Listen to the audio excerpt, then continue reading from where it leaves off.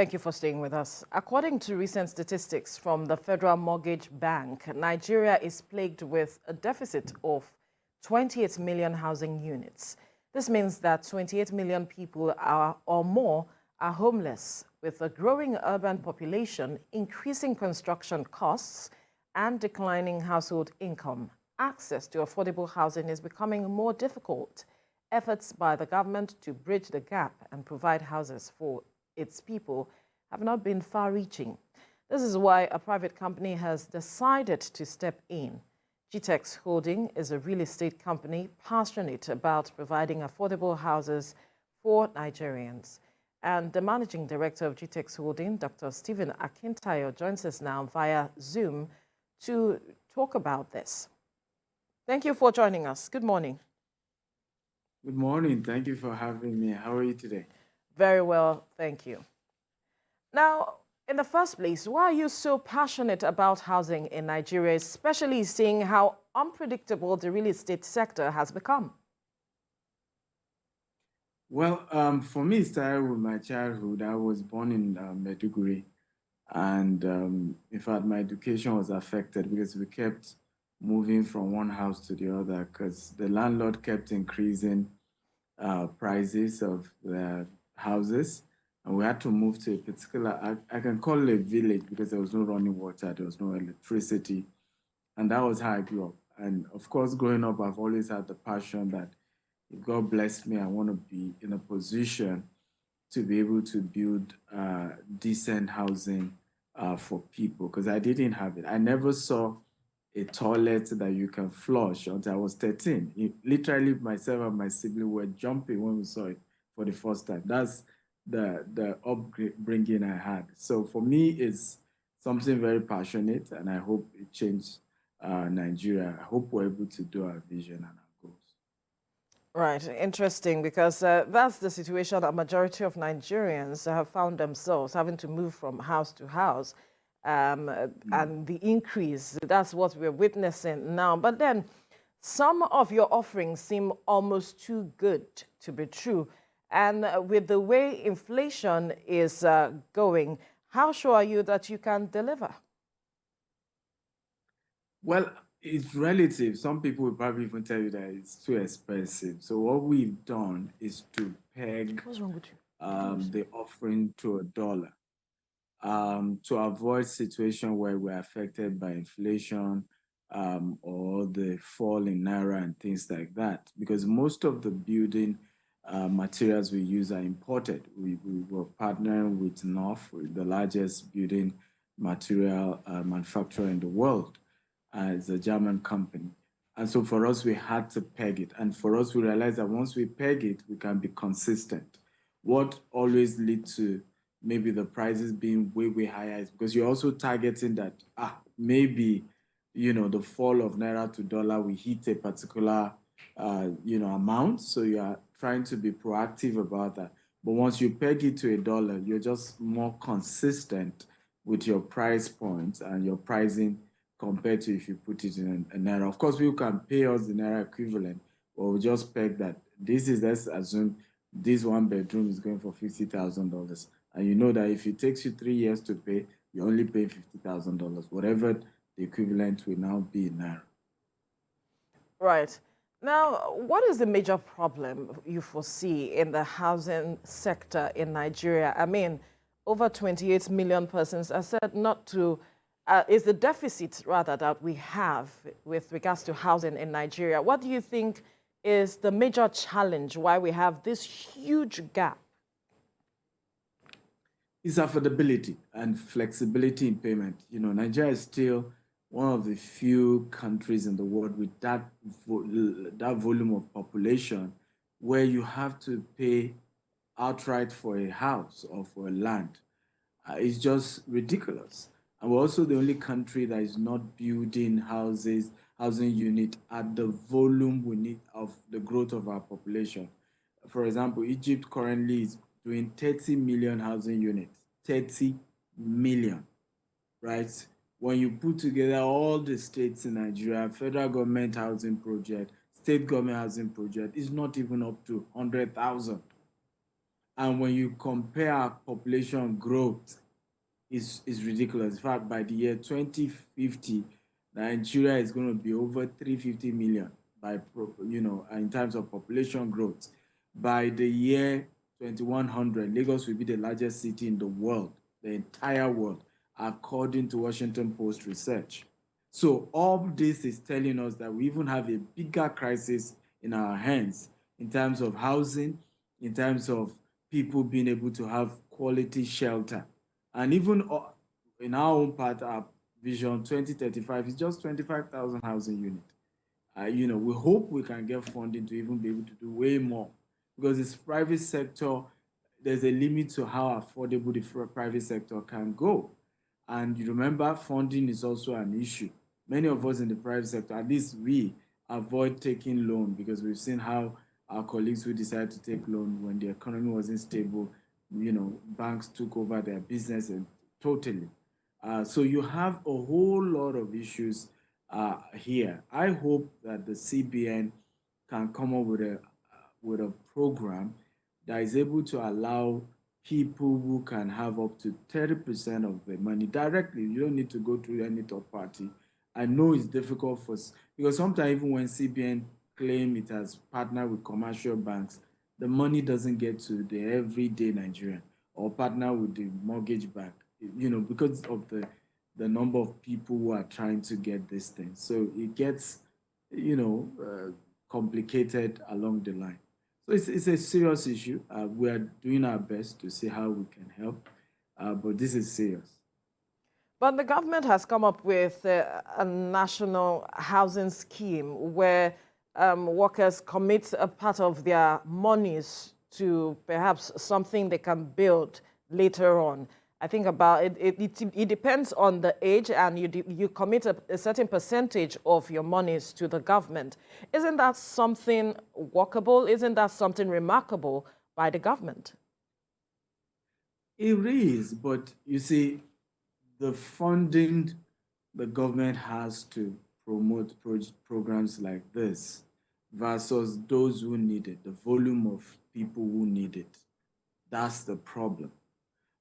All over the world, when you do planning, you are even planning ahead of the years. You are proactive. So I'm joining you from Dubai. The road here in Dubai is done ahead of time. In other words, they look at the number of cars plowing a particular road. Before you begin to have heavy issues, they know that they need to add another extra lane. They look at a particular road, they know they need to do an overhead ahead of time. Now we are way, way behind, and the policies and the programs are not even meeting up to the volume, talk less of others that are coming. So there are different numbers. Some people will say 20 million deficit, some will say 26, some will say 15. Whatever that number is, there is still no project or program right now in Nigeria that is providing housing at the rate of 1 million house per year or 1 million house in 5 years. There's none. If you add all we are all doing, and that's why sometimes when people say, why do you invest? I do a lot of teaching and mentoring, even encouraging more people to come into the real estate sector. And people say, are you not scared of competition? I say, no, because we have a real big time issue here. No one company can solve the housing problem in Nigeria because of the volume of deficit that we have. So yes, government is coming up with 1 or 2 programs, but it's not meeting up with the volume. You already have millions in deficits, right? So you first need to meet that, and you are even supposed to build way ahead of that number. Right. Now, with the rate at which the real estate sector is booming in Nigeria, many believe it may crash soon. What are your thoughts on that? So the real estate can't crash. I mean, there was a time I think the EFCC chairman was saying that real estate always crash in different parts of the world. Nigeria is the only country that you don't have such. And obviously that's because, I mean, he's not an expert in real estate. The challenge here is the deficit. You can only have a crash when you have what we call hyper supply, right? When you have an hyper supply, at some point, maybe people don't have enough money you're going to have, a lot of people just having to sell their houses and things like that. But we don't even have enough, talk less of hyper supply. What you have, and that is already happening right now, is a slow in the sector. And there's already a slowdown in the sector in terms of how many people are buying land, how many people are buying houses. You already have that, happening right now. We're not getting enough patronage like we used to get in previous years. Of course, inflation is part of it. Um, Recession is part of it. People are losing their jobs. Those in diaspora, already everybody getting careful. You know what's happening in the UK, what's happening in the US as well, because Nigerian diaspora have played a critical role in the growth of the real estate sector. They are, the largest investor in the real estate sector in Nigeria. But of course, they are also having economic issues, in the various countries where they are. So there's already a slowdown in the purchase of properties in Nigeria by, the regular Nigerians in diaspora or even Nigerians in Nigeria at the moment. But you can't have what we call a crash because you don't have, a housing, you have a huge housing deficit. The only places you can have such is maybe certain highbrow places in Abuja, Metama, Sokoro, where politicians, buy properties and they don't even want to rent it out in the first place. So you can see empty houses there. It's just a way to keep their stolen wealth and stuff like that. But in reality, in the real economics of things, you can't yet have what we call a crash in Nigeria until we meet the gap, the housing gap that we have. Now, you mentioned something earlier about hyper supply. Do you think Nigeria can ever get to that point? We can, but that would be, at least 10 years of the right government policy, the right incentive to attract a lot more investors, the right incentive to convince, Nigerians in diaspora why they should invest back at home, the right, years of being positive with our words.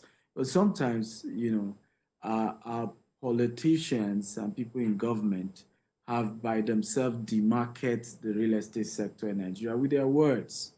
Unknowingly, many of them are ignorant of what they're doing, but that's what they've done. But and it's also because we don't look at the entire value chain. We don't understand that the largest employer of labor right now is real estate manufacturing.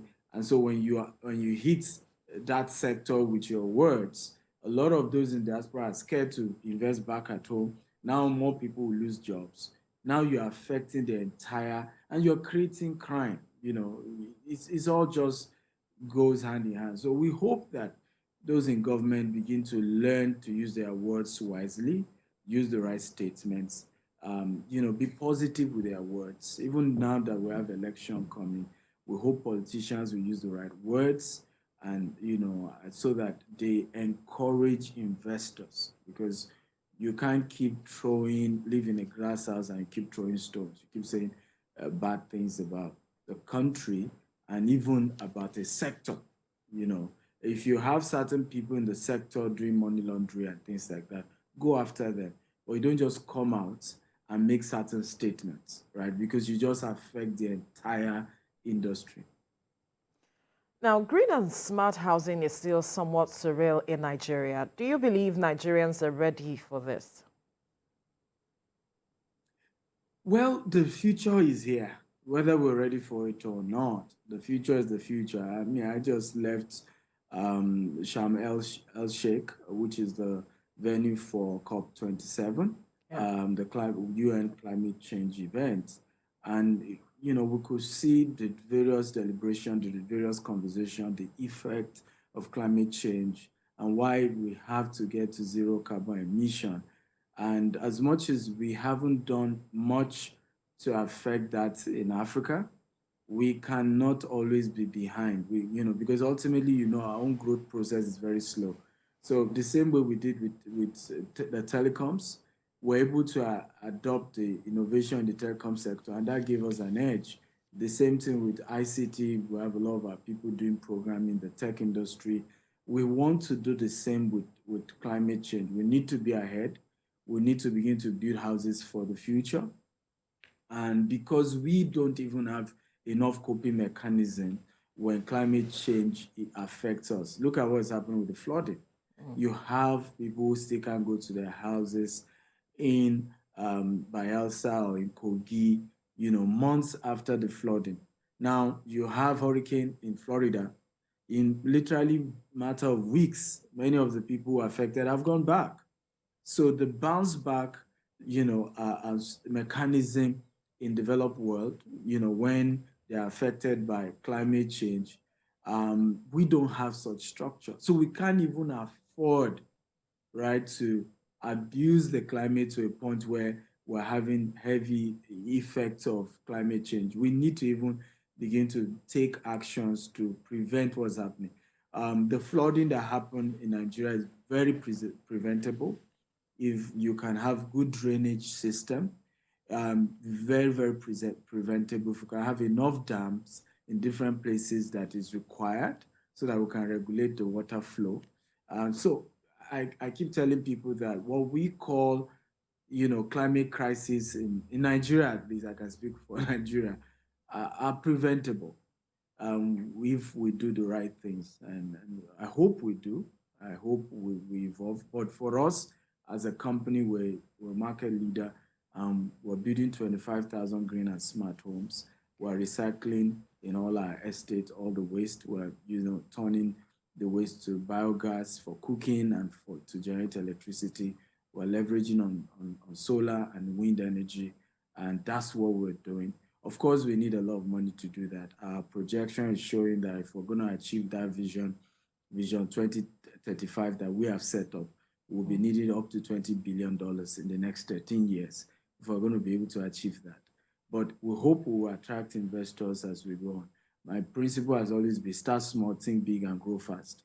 So for us, we're starting with 1,000 housing units, and we hope we attract investment and we're able to achieve it. Now, speaking about the Vision 2035, let's even delve into that. With your continuous expansion into other countries and continents, do you think that you still have a Nigerian or African face at the time? Absolutely. So for us, that's even good because a lot of those who will help us achieve our vision in Nigeria will have to be foreign investors. And it's more of, a track record here in Dubai, in the UK, in the US, that will convince them that what we're trying to do in Nigeria is doable and that they have the right partners to work with. So for us is that our international expansion, it's even increasing our credibility internationally and, increasing the trust level of investors to say, hey, these guys already have things they're doing here. So if anything even go wrong, I can just come to the office here in Dubai or in the UK or in the US and hold them accountable for whatever it is that we've agreed to do, compared to if they're just a Nigerian company that I'll have to go to Nigeria to go and check what's going on, or be able to have somebody explain to me what has happened to my investment. So for us, we think our international expansion is an added advantage, and we've seen that happen in recent time. Also is that source of capital, you don't really need your own capital as much, internationally. I mean, real estate is one of those sectors internationally that you can really, really leverage, right? So you can easily access funds in the banks in the US, in the UK. You can, in matter of 12 to 16 months, pull out every single cash you initially put into any real estate investment and still have that asset in this part of the world. But you don't have that in Nigeria. So for us, we're excited about international expansion, and we don't think it will affect us in any way. All right, before we go into the promotion that GTEXT is running as we speak, there are those who think that your housing solution are just for the rich and that perhaps it's not as affordable for everyone. What do you say to them? I agree with them, and I wanted to assure them that that is a global trend. Uh, Houses are not affordable globally. What they have had to do to make it affordable is what we call accessibility. So, for example, the UK realized that a lot of young people are not able to, buy houses, cost of living crisis and so on, and they came up with first-time buyers. What was the model? Instead, normally you need 20% of the money to buy a house in London and some other areas in the UK, most areas anyway. So what they realized that people couldn't even raise the initial 20% before they then get the lender to drop the remaining 80%. So the government decided to come up with a scheme that if you're buying your house for the first time, just drop 10%. The government will drop another 10%, right? And the lender will give you the remaining 80%. And that has allowed more people to be able to afford real estate in the UK. And that's the model everybody's doing all over the world. When you look at a 3-bedroom, a 5-bedroom in, let's say, Dallas, Texas, which is where we operate in the US as well, the price point is minimum, okay, 50% higher than the same 3-bedroom in Nigeria. Okay, so the issue is not even as if it's that expensive. The problem is that we've not created a vehicle for it to be accessible where I can pay in 30 years. I can pay, in Nigeria now, most property you have to just pay at once. You have to raise all the money at once. And that's part of one of the things we keep saying that is fueling corruption because government has to create, that's why government exists, create a system where even the poor can access what the rich can access. Okay, maybe they will just need to then pay over a period of time. And this is why we then decided to come up with a new program now that allows people to pay 3 to 5 years for houses they are buying from us. So they're able to pay gradually. Every month they are paying just 4% of the total value of the house. And we also have enough time to build. So we're not rushing to do construction. We're also able to build in bulk, and that also reduces the price of the housing itself. And this new program obviously has made it more accessible for more people to be able to afford our own housing project. And we hope that we'll get more partners to even do maybe even for a longer year. Okay, so just quickly walk us through the nitty-gritty of this promotion that GTEXT is running at this time. So it's a 1,000 housing unit promo out of the 25,000 we have in the next 13 years.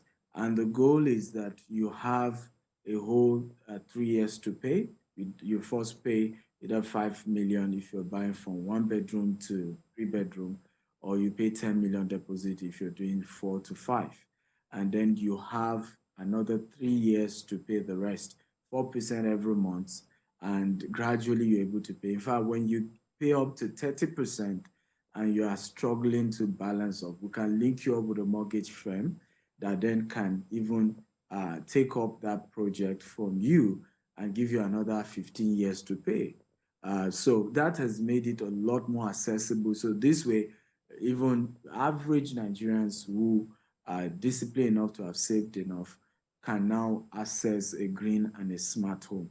And because of the kind of houses we're building, the ROI is going to be way higher because you don't have enough green and smart home. The demand is going to be going higher over time. And we have 8 different locations. So for people to be able to take advantage of, we have Abuja, we have 5 locations in Lagos, Ibejuleki, Ogudu, Isheri, Ikorodu. We have in Asaba, we have location Abeokuta. So we've given multiple locations, and then investors can pick, okay, I want this location, I'm tying down this. I have 3 years to do that. For us, we moved to site in March of 2023, and those who pay outright by the first quarter of 2024, they can even get their own housing unit. But those who are paying installment, after they complete their payment, they get the keys to their house. Right. Now, how do investors connect with GTEXT Homes? Very easy. They can always contact 0700 GTEXT Homes or email info@gtexhomes.com. We have offices, I think about 7 office locations in Nigeria at the moment. So they can just Google our name, GTEXT Homes, and visit any of our offices. And we have our team available to reach out and attend to them. We run a 24/7 of customer service, so you can call us 2 a.m., 3 a.m. Once you reach out to 0700 GTEXT Homes. Someone will reach out to you. When exactly does the promotion kick off, and how do people access it? So it started already, but we're doing a virtual launch on Saturday, 10th of December. And you can always visit www.gtexhomes.com/1000 units to sign up if you want to. So at that webinar, we're going to be having all our technical partners to explain to you the entire project, gives you, detailed explanation, show you the payment plan, and we might give some discount as well during that webinar. So it's a virtual launch webinar holding on Saturday, 10th of December. I think the time should be 5 p.m. in the evening, Nigerian time, where, of course, we are expecting participants from all over the world, UK, US, because, again, most of our clients are even diaspora. So you can check your own local time, www.gtexhomes.com/1000 units, and you can sign up and you get a lot more information how to go about it and how to be part of this amazing offer.